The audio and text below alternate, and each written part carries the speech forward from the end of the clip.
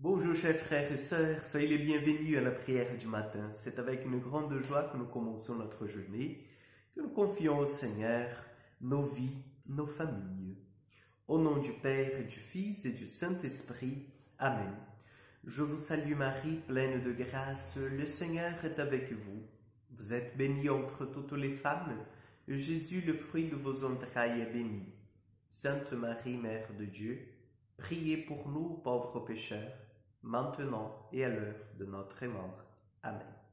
Notre-Dame de la sagesse, priez pour nous. Chers frères et sœurs, nous allons prendre l'évangile d'aujourd'hui, l'évangile de Matthieu aujourd'hui, chapitre 5, versets 17 au 19. En ce temps-là, Jésus disait à ses disciples: « Ne pensez pas que je sois venu abolir la loi ou les prophètes, je ne suis pas venu abolir, mais accomplir. Amen, je vous le dis, avant que le ciel et la terre disparaissent, pas un seul iota, pas un seul trait ne disparaîtra de la loi jusqu'à ce que tout se réalise. Donc, celui qui rejettera un seul de ce plus petit commandement et qui enseignera aux hommes à faire ainsi, sera déclaré le plus petit dans le royaume des cieux.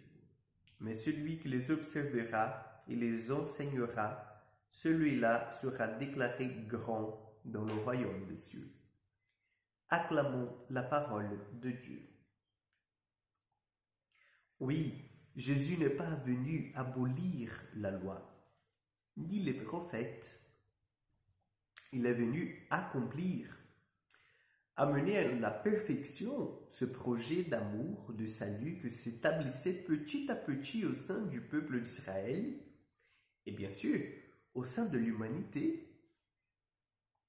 Donc, chers frères et sœurs, Jésus n'est pas venu, dans le sens de la religion juive, apporter une révolution. Au contraire, il est venu amener à ce que Dieu avait révélé déjà à son peuple, à ce que Dieu avait déjà instruit l'humanité à travers son peuple, à travers l'histoire, son histoire avec son peuple. Il est venu en fait prendre tous ces enseignements et amener à la plénitude. C'est cela et c'est dans ce sens que nous devons comprendre l'évangile, la bonne nouvelle, ce que Jésus vient révéler à l'humanité. Parce que sinon, nous risquons, chers frères et sœurs, de dire « Ah oui, l'Ancien Testament, ça ne vaut rien, parce que de toute façon, nous avons le Nouveau. » Non. Et l'Église, elle est bien claire là-dessus, en disant en fait que c'est grâce à l'Ancien Testament que nous pouvons, chers frères et sœurs, comprendre le Nouveau. Et c'est grâce au Nouveau Testament que nous voyons l'accomplissement de la promesse de Dieu pour le peuple. Donc, c'est une unité et c'est une seule parole de Dieu. Nous ne pouvons pas dire que la parole de Dieu dans la Bible, c'est seulement le Nouveau Testament, seulement les évangiles avec les épîtres. Non, il y a cette unité qui doit être prise en compte. Donc la mission de Jésus, si nous comprenons dans ce sens, elle n'est pas une mission en fait qui commence du rien, qui vient apporter en fait du neuf, mais elle apporte une nouveauté toujours basée, en fait, ancrée dans une tradition d'une révélation qui s'est développée déjà dans le peuple, ce peuple choisi. Vous voyez? Pourquoi est-ce que cela est important, Père César?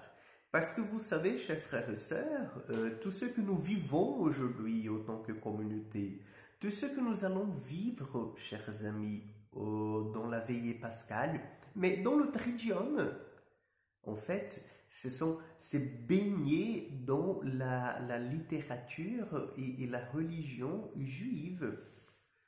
Vous voyez? Donc, tout ce que nous vivons, c'est un peuple, un mouvement sacré d'un peuple, d'une foi qui a été vécue depuis le début.